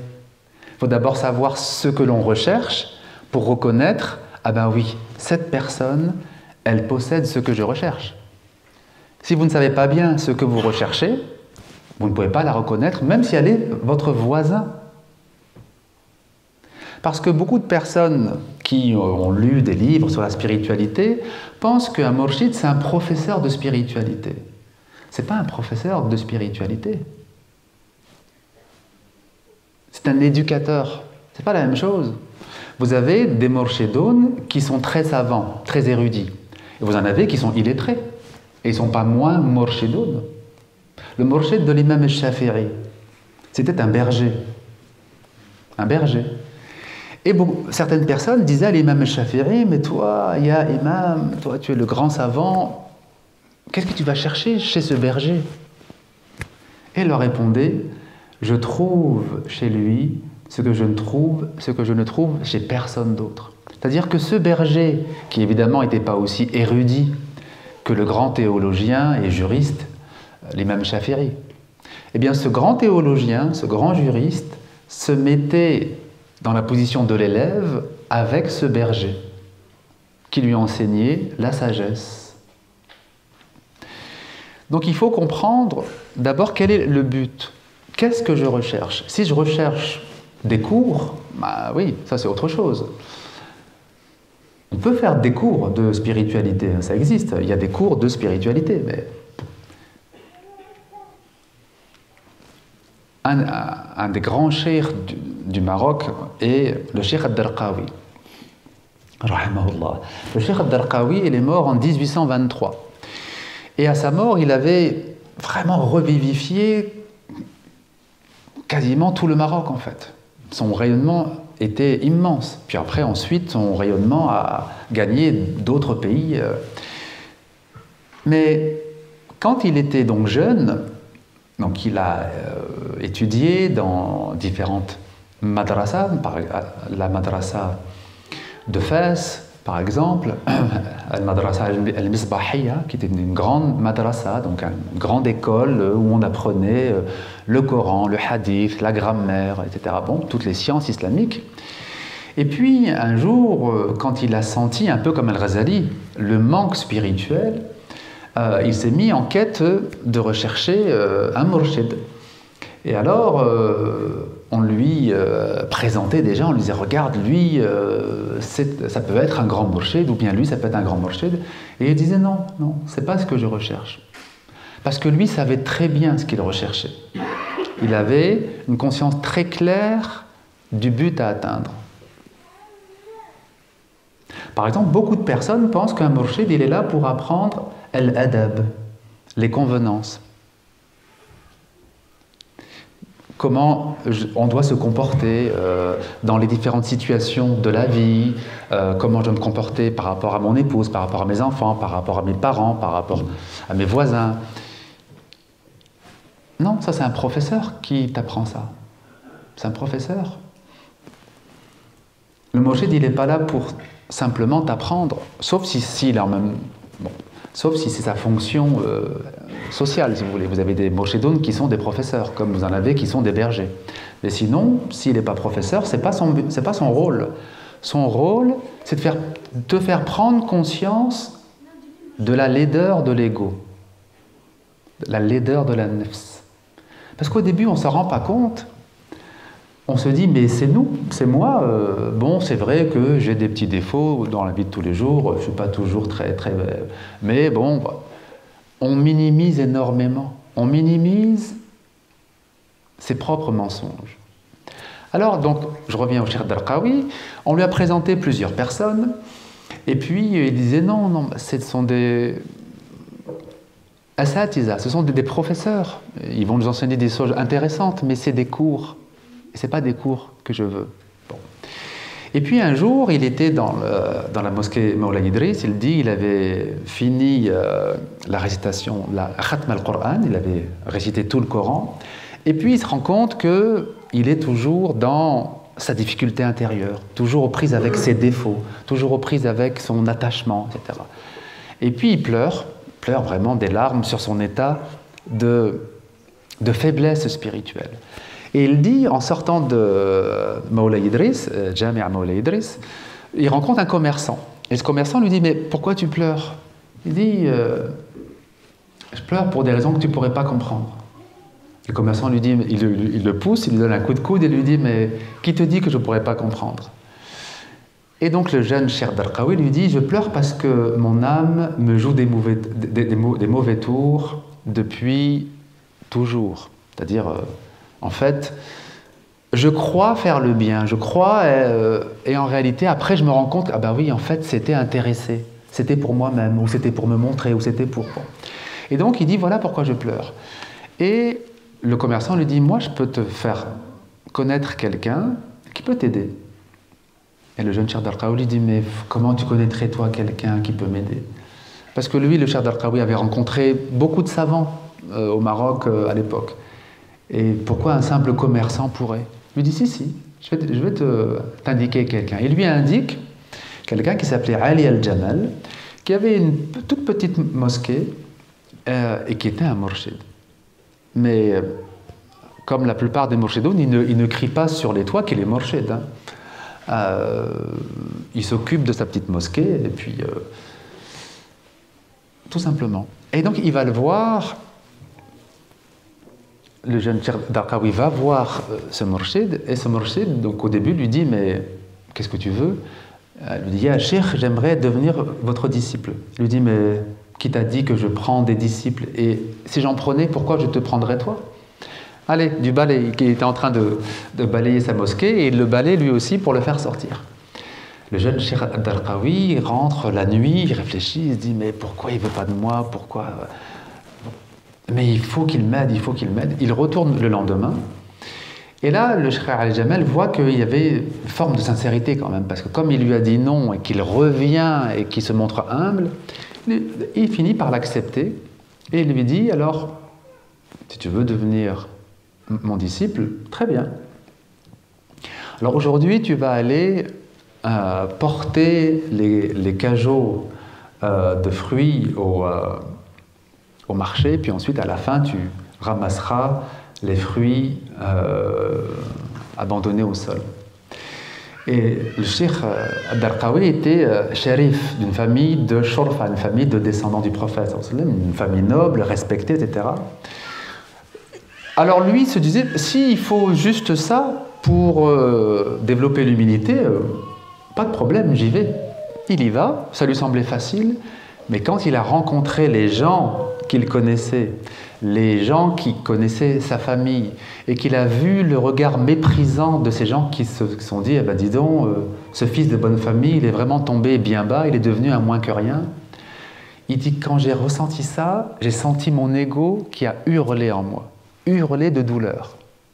Il dit, jamais j'aurais cru que j'étais autant attaché à l'image que les gens ont de moi. Parce que lui, il s'est dit, oui, bon, aller avec les pauvres et avec les mendiants, c'est pas compliqué pour moi. Oui, sauf que, comme la plupart d'entre nous, il y a des zones d'ombre dans notre nefs qu'on ne connaît pas, qu'on ignore, et qui ne se dévoilent que quand la situation le met en lumière. Et donc il s'est dit, ah oui, effectivement, il y a cette part de monstruosité qui est en moi, et qui sommeillait bien discrètement en moi. Et le Cheikh Ali Jamel lui dit, tu vois, là tu as goûté au bien, c'est-à-dire, ouais, tu as vu une partie de toi-même qui était bien tapie dans l'ombre, qui se cachait. Et bon, là, le Cheikh Ali Jamel, il a déclenché ça, mais parfois c'est la vie qui le déclenche, et c'est ce qu'on appelle el fitna, n'est-ce pas? C'est quoi el fitna? La sédition. C'est une situation tellement difficile qu'elle fait ressortir la part ténébreuse qui est dans l'âme de chacun d'entre nous. Vous avez entendu parler de cette histoire du groupe d'amis qui sont partis en bateau. Et le bateau s'est échoué sur une île, une toute petite île où il n'y avait rien à manger. Et au bout de quelques jours, ils se sont entretués pour se manger les uns les autres. Ces personnes, ces amis, si avant cela on leur avait dit, est-ce que vous croyez que vous seriez capable de vous entretuer, de vous manger les uns les autres? Mais ils auraient dit, mais jamais de la vie, mais ça va pas, c'est inconcevable, mais qu'est-ce que tu racontes? Oui, mais la fitna, quand elle arrive, elle dévoile la laideur de la nefs.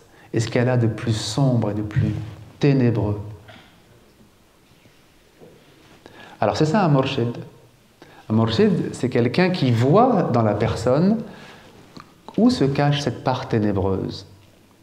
Et il va l'aider à en prendre conscience, progressivement, hein, progressivement, mais il va l'aider à en prendre conscience.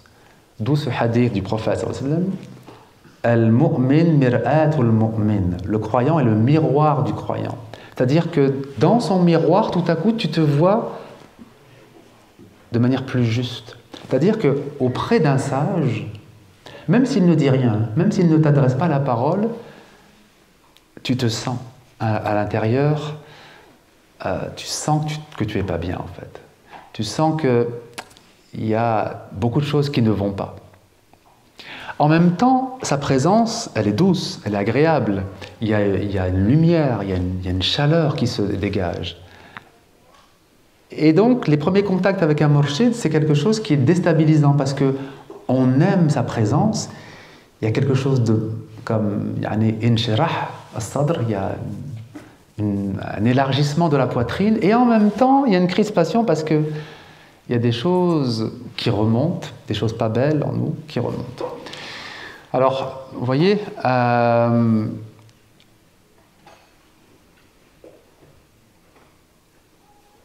par le passé, le murshid n'était pas simplement cantonné à une activité purement spirituelle. Dans chaque métier, dans chaque corps de métier, il y avait des maîtres artisans, mais qui étaient aussi des guides spirituels. Al-Ma'allam, c'est quoi Al-Ma'allam? On l'entend comme artisan. Bien sûr, il est artisan. Mais en même temps qu'il enseigne une technique, par exemple l'ébénisterie, la maçonnerie, les éliges, etc., en même temps, il enseigne une éducation spirituelle. Et c'était vrai en islam, comme c'était vrai partout. C'était vrai en Occident, avec les corporations, les guildes, qui étaient des corps de métier, n'est-ce pas? Aujourd'hui, ça a disparu. Mais il y a des choses, il y a des petits restes. Il y a le compagnonnage qui reste. Il y a la franc-maçonnerie qui reste. C'est quoi la franc-maçonnerie? À l'origine, qu'est-ce que c'est? Ce sont des maçons, ce sont les constructeurs des cathédrales, hein, les maçons, à l'origine. Et donc ces constructeurs de cathédrales, c'était des maçons, au sens concret du terme, mais qui avaient un enseignement spirituel.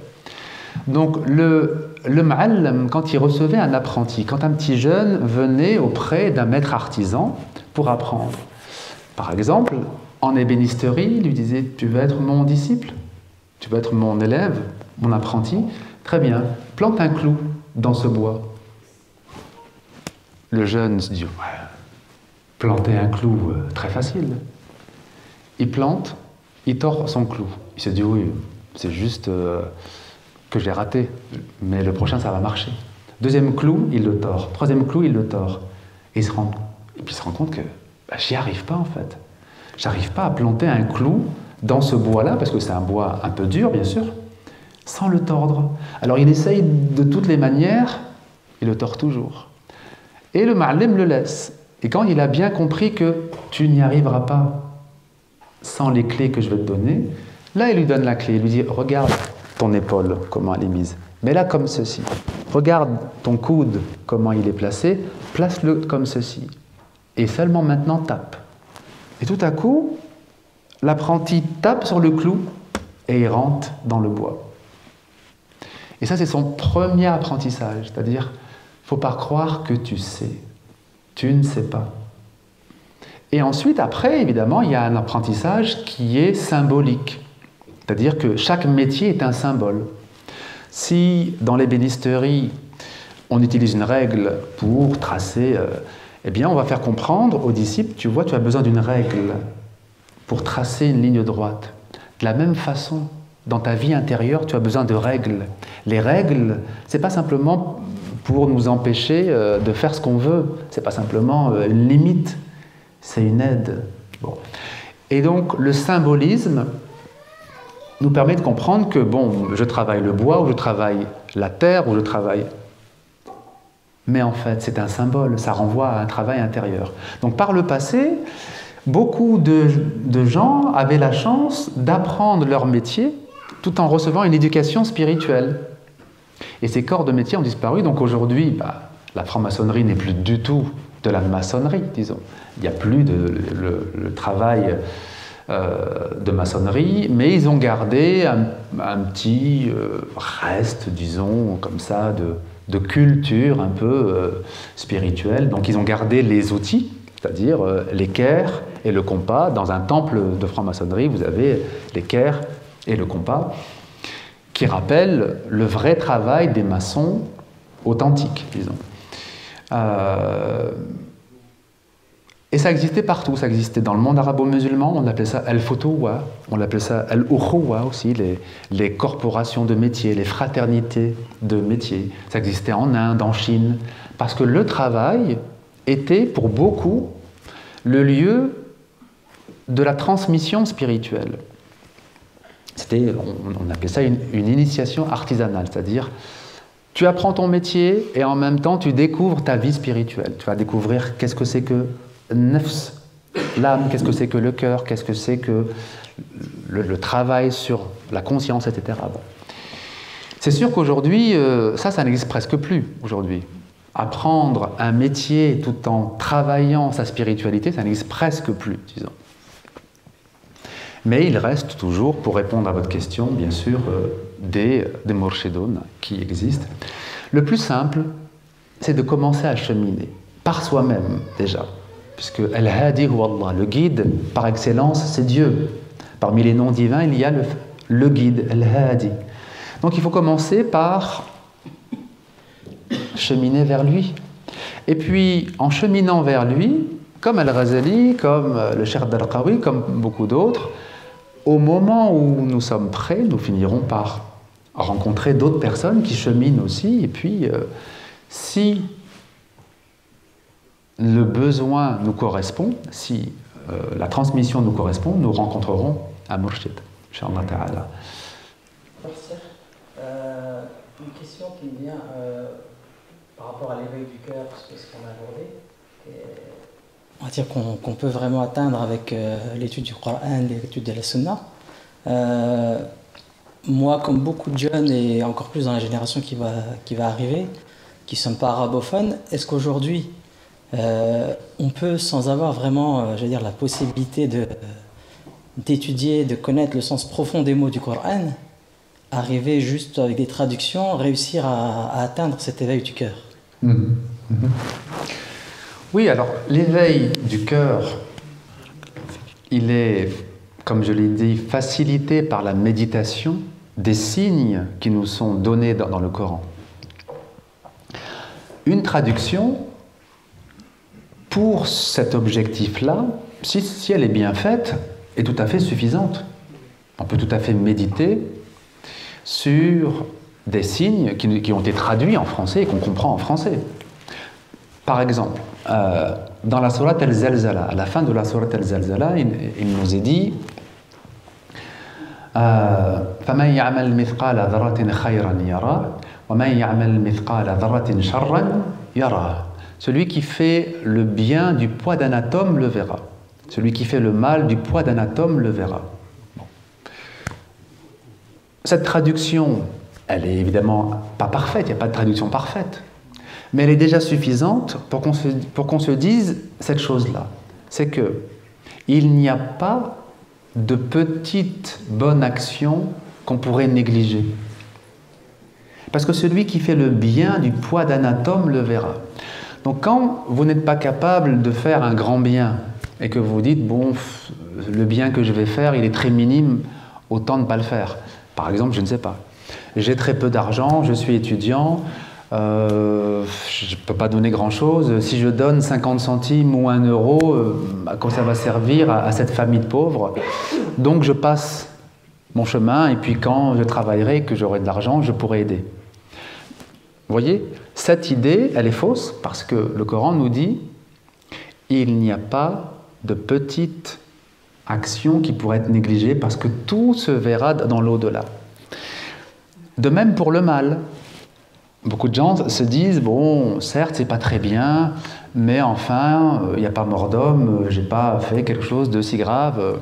Et notamment pour la langue, pour la médisance, par exemple. Beaucoup de personnes minimisent les péchés de la langue, parce qu'on a l'impression que on a volé personne, on a tué personne, c'est juste qu'on a fait de la médisance, on a dit du mal, disons, de cette personne. Bon. Donc, cette traduction-là, en fait, si on ne l'a qu'en français, mais qu'on médite déjà sur le fait qu'il ne faut pas négliger le bien que l'on peut faire, il ne faut pas négliger le mal non plus, quand on peut l'éviter, c'est un guide pour toute la vie. C'est-à-dire qu'à chaque instant, ça peut m'aider à faire le bon choix. En réalité, donc, quand on lit une traduction, on est tributaire de la compréhension du traducteur. Ça, c'est vrai. On est limité à ce que le traducteur a pu comprendre. Et donc, il y a certaines finesses qui vont échapper, bien sûr. Mais, comme je le disais tout à l'heure, il y a tellement de choses importantes, dont on peut profiter avec une simple traduction, que même s'il y a certaines finesses qui nous échappent, honnêtement, c'est pas si grave que ça en fait, hein. Honnêtement. Parce que le croyant n'est pas censé devenir un spécialiste de l'exégèse coranique. On n'a pas besoin d'être un spécialiste du Coran. Il ne faut pas accumuler des connaissances sur le Coran. Il faut approfondir. Il vaut mieux connaître un dixième, un trentième, un centième même du Coran, et bien l'approfondir, plutôt que avoir une vision complète des 6236 versets du Coran, qui constituent 114 sourates du Coran, sans les approfondir. Vous avez beaucoup de compagnons, hommes et femmes, qui sont morts alors que le Coran avait été révélé très partiellement. Et même à la mort du prophète, les compagnons qui connaissaient tout le Coran se comptaient sur les doigts de la main. Sur les doigts de la main. Être hafid al-Qur'an, ce n'était pas du tout l'objectif des Sahaba, hein, mais pas du tout. L'objectif pour eux, c'est que ce que je sais, ce que je connais, doit être approfondi et vécu. Vous voyez ? Et c'est pour ça qu'il y a beaucoup de versets qui se répètent, en fait, ou qui, disons, évoquent les mêmes réalités sous des aspects différents. Bien sûr, vous avez les recommandations coraniques, les prescriptions. Ça, il faut évidemment les connaître. Il faut savoir ce que le Coran permet et ce qu'il ne permet pas. Mais ça, c'est qu'une partie du Coran. Hein. Les prescriptions coraniques, c'est entre 5 et 8% du Coran seulement. Le reste, les 95% du Coran, qu'est-ce que c'est? Des appels à méditer les signes de Dieu. Des appels à méditer les signes de Dieu. Ayat al-Ahkam, ce qu'on appelle les versets prescriptifs, c'est une toute petite partie du Coran. Et donc, ne soyez pas obnubilés par les sciences islamiques. Les sciences islamiques, c'est à la fois une aide et un obstacle. Comme toute science d'ailleurs. Les sciences islamiques, ça n'existait pas dans les premiers temps, n'est-ce pas? Les premières générations n'avaient pas de cours de aqidah, de cours de tafsir, de cours de ulum al-hadith. Ils n'avaient pas tout ça, n'est-ce pas? Ces sciences n'existaient pas. Et donc, ils n'avaient pas cette technicité. Ils avaient une foi qui n'était pas nourrie par un savoir théologique et technique. Ils avaient quelque chose de très spontané. Une relation à la révélation très spontanée. Pas du tout dans la quantité, mais dans la qualité. Je ne dis pas que les sciences islamiques ne sont pas intéressantes. Je dis attention de ne pas en faire un obstacle. Et pour ça, je vais vous donner un exemple. Combien dans ma vie j'ai rencontré de personnes qui m'ont dit « Moi, je veux apprendre la langue arabe. » Mais malheureusement, ça fait des années que je travaille et je ne progresse pas. Et invariablement, je leur pose la question « D'accord, comment fais-tu » Je fais des cours de grammaire arabe. Al-Mudari, Al-Madi, Al-Amr, Al-Jumla al-Ismiya, Al-Jumla al-Fi'aliya. Ah ouais, d'accord. Tu fais des cours, tu prends des cours de grammaire et tu crois que tu vas acquérir l'arabe. Depuis quand une langue s'apprend par la grammaire? C'est un non-sens total. Une langue, c'est un outil de communication, n'est-ce pas? C'est fait pour communiquer. On ne peut l'apprendre qu'en communiquant. La grammaire ne sert à rien pour apprendre une langue. À rien. Elle ne sert qu'à une chose, elle sert à démontrer que la façon dont je parle, c'est bien la bonne façon de parler. C'est tout. C'est pour démontrer que quand je dis en français « il faut que j'aille » et que je ne dis pas « il faut que je vais », si je veux démontrer à quelqu'un qui me dit « non, non, non, en français on dit « il faut que je vais ». Et si moi je lui dis « non, non, on dit « il faut que j'aille ». Pour lui démontrer que j'ai raison, je dois passer par la grammaire, lui dire « non, non, après la conjonction que, il faut utiliser le subjonctif ». Ça sert à ça la grammaire, hein. Ça ne sert pas à apprendre, ça sert à justifier ce que j'ai déjà appris. Alors quelqu'un qui n'a pas encore appris une langue et qui apprend la grammaire, le pauvre, il ne progresse pas. Et bien c'est pareil pour les sciences islamiques. Les sciences islamiques ne servent qu'à justifier la foi que vous avez déjà. Ça ne va pas vous donner la foi. La grammaire ne vous donne pas la maîtrise de la langue, les sciences islamiques ne vous donnent pas la foi. Mais ça peut être un outil utile. Ça peut être un outil utile pour recadrer, pour préciser quelque chose que vous avez déjà. Par exemple, quelqu'un qui a un lien avec Allah, qui sent dans son cœur la grandeur d'Allah, il sent sa grandeur, il sent cette toute-puissance, il sent sa petitesse par rapport à son créateur. Étudier la aqidah va lui permettre de préciser cela. Parce qu'il va étudier les attributs divins, il va étudier ce qu'est al-izza, il va étudier ce qu'est al-qudra, il va étudier, bon. Donc ça peut préciser, c'est pas vrai que ça remplace. Tout ça juste pour finir sur la question des traductions. Heureusement qu'il n'y a pas que les arabophones complets qui ont accès à la profondeur de la foi. Ce serait très minoritaire. Sur 1,8 milliard de musulmans aujourd'hui, ceux qui maîtrisent réellement l'arabe classique, c'est une minorité, hein, y compris dans les pays qu'on dit arabes, dans les 22 pays dits pays arabes. Parce que dans les 22 pays dits arabes, ils parlent un dialecte. Mais seuls ceux qui ont étudié l'arabe classique et l'arabe coranique le comprennent. Vous voyez, donc c'est pas parce qu'on est égyptien ou tunisien ou algérien ou saoudien ou syrien qu'on comprend l'arabe classique. Donc non, c'est une minorité. Ce que moi je recommande souvent, c'est d'avoir plusieurs traductions, ce qui vous donne plusieurs regards de traducteurs, de rester conscient qu'une traduction, ça reste imparfait, ça reste, mais ça n'empêche pas l'approfondissement pour la méditation. Inch'Allah ta'ala. Comment peut-on trouver un mourchid, même si ce n'est pas un professeur, mais que l'on a besoin d'un mourchid, comment le trouver? D'abord, comment est-ce que vous savez que vous en avez besoin? Est-ce que vous êtes sûr que vous en avez besoin? Peut-être que vous avez besoin d'autre chose. Moi, je crois qu'il faut d'abord bien comprendre quel est le but du cheminement spirituel. Qu'est-ce qu'il y a au bout du chemin? Quelle relation avec notre Créateur on doit mettre en place? Vous avez des gens qui vont vous dire, la relation avec Dieu, c'est la soumission.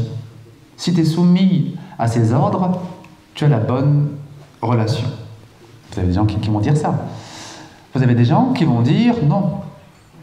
La bonne relation, c'est d'observer les prescriptions divines, bien sûr, al-awamir wal-nawahi, donc les prescriptions qui nous demandent de faire telle chose et les prescriptions qui nous demandent de ne pas faire telle chose. Bon. Mais dans une relation d'amour, l'amour d'Allah. Et évidemment, ce ne sera pas la même réponse. Si quelqu'un se dit, moi, dans ma vie, ce que j'aimerais, c'est pratiquer le mieux possible. Évidemment, ce n'est pas le même objectif que quelqu'un qui dit, moi, j'aimerais que ma pratique soit fondée sur l'amour. Que l'amour de mon Créateur prenne la première place dans mon cœur. Déjà, vous voyez, c'est deux religiosités, c'est-à-dire deux façons d'aborder sa religion différentes. On jette la pierre à personne, hein, chacun a le droit, mais c'est quand même deux objectifs très différents. Et vous avez des gens qui vont dire que j'ai besoin de cette sincérité envers lui. J'ai besoin que mon cœur soit sincère envers Allah. Et c'est ce besoin dont avait l'imam Al-Ghazali. Besoin qui ne dérangeait pas ses collègues. Al-Ghazali, il avait des collègues à l'université Al-Nidhamiyya. Ça ne les dérangeait pas, eux. D'être très érudit, très savant, mais pas forcément très sincère. Lui, ça le dérangeait. Donc, vous voyez, déjà, les objectifs dans la foi ne sont pas les mêmes des uns aux autres. Et si on se rend compte qu'effectivement, je fais des efforts, j'ai pu progresser jusqu'à un certain point, mais maintenant j'arrive à une certaine limite, et bien là, le mourchid a un sens. Si vous allez voir un mourchid et que vous lui dites, bon, je me lève pas pour le fajr, je ne me comporte pas bien vis-à-vis de ma mère parce qu'elle m'énerve trop facilement, il va te dire, retourne, apprends à te lever pour le fajr, apprends à avoir le bon comportement envers ta maman. Qu'est-ce que je peux t'apporter si les bases ne sont pas là? Maintenant, quelqu'un qui a ces bases, qui les met réellement en pratique et qui a progressé déjà et qui arrive aux limites de la progression individuelle, lui, c'est le bon disciple. Vous comprenez? C'est le bon Mourid. Pourquoi on l'appelle Mourid, le disciple? Mourid veut dire celui qui aspire. Il aspire à un changement intérieur, à une transformation intérieure. Alors, c'est la raison pour laquelle l'imam Al-Ghazali il a écrit son tout petit traité qui s'appelle L'alchimie du bonheur, Kimya Sa'ada. Dans son tout petit traité qui fait 10-15 pages en arabe à peine, il dit quel est le but suprême de la religion. Le but suprême de la religion, dit-il, et dit même l'envoi des 124 000 prophètes à toute l'humanité, c'est la transformation intérieure. Alors bien sûr, tous les êtres humains n'y arrivent pas, tous les croyants n'y arrivent pas forcément. Mais c'est le but suprême, dit-il. Kimya Sa'ada, l'alchimie du intérieur, c'est le fait que la personne ne supporte plus de vivre dans les limites de son ego. Mais tant que la personne supporte bien, elle n'est pas prête à être disciple. Donc en général, quand on a 17, 18, 20 ans, on n'est pas prêt pour la voie spirituelle. Bon, je dis ça, je vois qu'il y a des jeunes très motivés qui sont restés jusque maintenant et je les en remercie. Mais c'est certain qu'il y a certaines choses que j'ai dites ne vont vraiment vous parler que dans 5 ans, 10 ans, 15 ans peut-être. C'est précieux hein, de l'entendre aujourd'hui, hein. Mais vous verrez dans 10 ans, 15 ans, que des choses que vous avez entendues ce soir vont faire écho en vous. Parce que c'est normal en fait, hein, que la maturité vient avec le temps. La maturité vient avec le temps. C'est pour ça que quand on me pose la question est-ce qu'il faut chercher un murshid, moi je ne réponds pas forcément. Et parfois ça choque des personnes qui disent bah non, c'est important, il faut un murshid, d'ailleurs moi j'en connais un, et puis non, pas forcément, ça dépend où tu en es, ça dépend de ta maturité. Si vous allez voir un grand nutritionniste et que vous lui dites bah, je bois du Coca-Cola du matin au soir et ma glycémie à jeun elle est mauvaise, je vais vous dire pourquoi vous venez me voir. Vous savez bien qu'il faut d'abord arrêter. On n'a pas besoin d'aller voir un grand nutritionniste pour savoir que boire 2 litres de Coca-Cola est mauvais pour la glycémie, vous comprenez? Il y a des évidences. On ne va pas voir un murshid pour qu'il nous apprenne ce qu'on appelle tarbiya islamiyya, l'éducation islamique. L'éducation islamique, on l'apprend à la mosquée, on l'apprend avec l'imam, on l'apprend dans des cours. On vient chercher autre chose. Et cette autre chose, je vais peut-être vous donner une petite histoire qui vous permettra de mieux le comprendre. C'est une histoire symbolique, bien sûr, pour comprendre la réalité de la nefs. Tout à l'heure, je vous ai parlé des amis qui se sont dévorés. Là, c'est une autre image. C'est un père le père d'une jeune fille qui vient chercher à la gare son futur beau-fils. Il vient chercher parce que dans quelques semaines, il y aura le mariage. Et donc, il va à la gare, il va chercher son futur beau-fils, et puis, comme c'est son futur beau-fils, il lui fait honneur, il le serre dans ses bras, etc. Et là, il y a un voyageur du même âge que le futur beau-fils qui se dit ce beau-père est vraiment gentil, il est venu avec plein de cadeaux, etc. Il vient et il s'incruste dans la relation, si bien que le futur beau-fils, il croyait que c'était un ami du père. Et le futur beau-père croyait que c'était un ami du futur beau-fils. Donc il y a un malentendu qui s'installe, dont profite cet étranger, et ils partent à 3. Ils partent à 3, et le beau-père installe son futur beau-fils dans une chambre, ce qui croyait être l'ami de son beau-fils dans une autre chambre, et puis il les couvre de cadeaux tous les deux. Bon. Et puis cet étranger va dans la cuisine, il mange tout ce qu'il veut, il va dans la chambre du futur beau-fils, il choisit les vêtements qu'il veut, si bien que le futur beau-père commence à être impatient et commence à être importuné, il se dit l'ami de mon beau-fils, il est mal élevé, je ne peux pas supporter ça, mais en même temps, que dire, c'est mon beau-fils, s'il lui dit que son ami est mal élevé, c'est problématique. Donc il prend sur lui Et le futur beau-fils se dit, l'ami de mon beau-père, vraiment, il est catastrophique, etc. Et ils se taisent, par respect l'un pour l'autre. Et puis, vient un moment où ils n'en peuvent plus, et ils décident de dire, enfin le beau-père décide de dire à son beau-fils, ton ami c'est fini, il faut le mettre dehors, je ne peux plus le supporter. Et quand il voit ça, quand cet étranger voit que le vent commence à tourner et que la relation avec lui n'est plus aussi cordiale, il disparaît de la maison. Il se dit, j'ai profité pendant quelques semaines, maintenant je m'en vais. Eh bien c'est ça, l'ego, c'est ça, la nafs. C'est exactement ça. Elle est en nous, on est tellement habitué que pour nous, c'est moi. Mais si un jour tu la découvres, elle finit par te laisser, par disparaître et par te laisser. Et le Cheikh Al-Balqawi raconte ça dans une lettre. Sauf que là, ce n'est pas une histoire allégorique, c'est son vrai vécu. Il dit un jour, j'étais à Jama' al-Andalus, donc dans la mosquée des Andalous à Fès, en pleine prière du vendredi. Il dit, j'avais mon turban sur la tête, parce qu'à l'époque, tout le monde avait le turban, ça ne se faisait pas de venir sans aucun turban. Et en plein Jumu'ah, en plein khutbah, il enlève son turban et puis il le met autour de son cou.